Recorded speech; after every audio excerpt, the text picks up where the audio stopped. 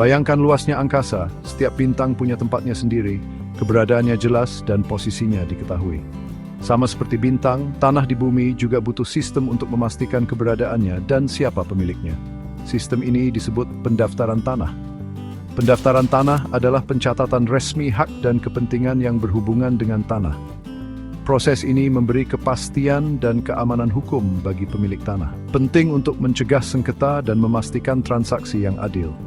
Tanah tanpa pendaftaran yang benar akan kacau dan berisiko klaim oleh banyak orang. Pendaftaran tanah adalah bukti kepemilikan utama, melindungi hak kita dan mencegah orang lain mengklaim tanah kita. Sistem ini penting untuk stabilitas ekonomi. Individu dan bisnis bisa berinvestasi di tanah dengan yakin karena hak mereka terlindungi.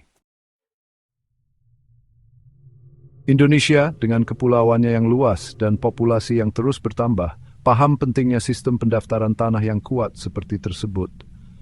Pada pasal 19 UPA 1960, pemerintah telah mengambil langkah penting untuk memodernisasi dan mendigitalkan proses ini. Langkah menuju sistem yang lebih efisien dan transparan ini merevolusi cara pengelolaan kepemilikan tanah di Indonesia. Dua undang-undang kunci mendorong transformasi ini. Undang-Undang Nomor 7 Tahun 2023 tentang Cipta Kerja dan Peraturan Pemerintah. Nomor 18 Tahun 2021 dan Peraturan Pemerintah Nomor 24 Tahun 1997. Peraturan ini bertujuan untuk menyederhanakan proses pendaftaran tanah dan membuatnya lebih mudah diakses oleh semua warga negara. Reformasi ini menyederhanakan prosedur, mempercepat birokrasi dan memperkenalkan platform digital untuk administrasi penghasilan. Indonesia menggunakan dua pendekatan utama untuk pendaftaran tanah, sistematis dan sporadik. Pendaftaran sistematis seperti memetakan seluruh konstelasi sekaligus, melibatkan pendaftaran semua bidang tanah dalam suatu wilayah secara bersamaan. Pendekatan ini biasanya digunakan untuk pembangunan baru atau wilayah yang sedang menjalani konsolidasi tanah, memastikan keseragaman dan mencegah celah dalam proses pendaftaran. Pendaftaran sporadik, di sisi lain, memungkinkan pemilik tanah mendaftarkan tanahnya secara mandiri tanpa menunggu pendaftaran sistematis di wilayah mereka. Metode ini lebih fleksibel dan memenuhi kebutuhan individu, tetapi bisa menyebabkan ketidakkonsistenan jika tidak dikelola dengan efektif. Sistem yang baru disebut sebagai Sistem Pendaftaran Tanah Sistematis Lengkap atau disingkat dengan PSL. Sistem ini khususnya diperuntukkan bagi masyarakat berpenghasilan rendah. Bagian 4, perspektif global, membandingkan sistem pendaftaran tanah deklaratif dan konstitutif. Seperti budaya berbeda yang mengembangkan konstelasi pendaftaran tanah, berbagai negara telah mengadopsi sistem pendaftaran tanah yang beragam. Dua model dominan telah muncul secara global, sistem deklaratif, juga dikenal sebagai civil law atau hukum sipil, dan sistem konstitutif, sering disebut sebagai hukum umum.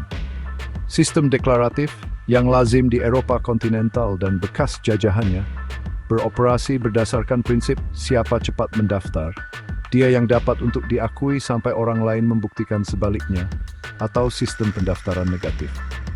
Pendaftaran dalam sistem ini hanya menyatakan hak yang sudah ada. Sistem konstitutif, umumnya ditemukan di negara-negara seperti Inggris dan bekas jajahannya, memberikan kepemilikan pada saat pendaftaran dan negara menjaminnya sehingga bersifat positif. Sistem Torrens, contoh utama model konstitutif, berasal dari Australia dan telah diadopsi di beberapa negara karena menekankan kesederhanaan dan keamanan. Sistem lainnya adalah sistem kadaster, sering dikaitkan dengan model konstitutif, berfokus pada survei dan pemetaan bidang tanah secara akurat. Bagian 5, prinsip pendaftaran tanah di Indonesia, fondasi untuk kejelasan dan keamanan.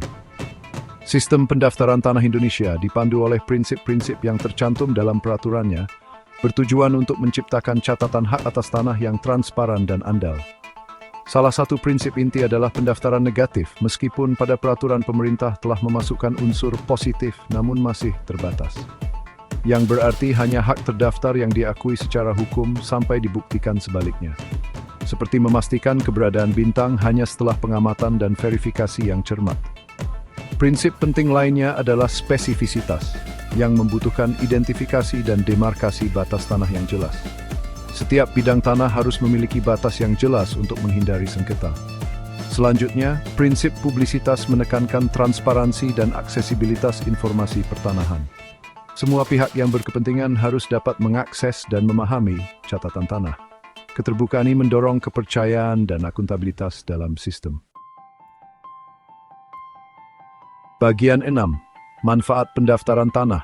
Dari mengurangi sengketa hingga pertumbuhan ekonomi. Manfaat sistem pendaftaran tanah yang berfungsi baik sangat luas dan berdampak seperti alam semesta itu sendiri. Hak atas tanah yang aman membentuk dasar masyarakat yang stabil dan sejahtera. Pertama, pendaftaran tanah akan mengurangi sengketa tanah. Dengan catatan kepemilikan yang jelas, potensi klaim yang bertentangan berkurang secara signifikan. Kejelasan ini mendorong perdamaian dan harmoni dalam masyarakat. Kedua, tanah terdaftar menjadi aset berharga yang dapat dengan mudah ditransaksikan. Jual beli dan warisan properti menjadi lebih efisien dan aman. Selain itu, tanah terdaftar dapat digunakan sebagai jaminan pinjaman, membuka akses kredit bagi individu dan bisnis. Akses modal ini mendorong pertumbuhan ekonomi dan memberdayakan masyarakat untuk membangun kehidupan yang lebih baik.